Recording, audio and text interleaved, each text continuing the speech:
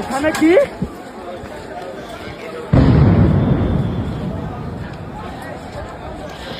পুলিশে মাঠে নেমা যেভাবে বল পিটাইতেছে না, এভাবে মনে করেন কি যে যদি চলতে থাকে তাহলে এবারকার বিশ্বকাপ পুলিশেই নিবে। কারণ এরা মনে করেন যেভাবে বল পিটাইতেছে মনে হচ্ছে যারা পুরা পাওয়ার নিয়ে মাঠে নামছে। এরা মনে করেন যেভাবে যে দিক থেকে যে যেখান থেকেই পারুক না কেন সেভাবেই বল পিটাইতেছে।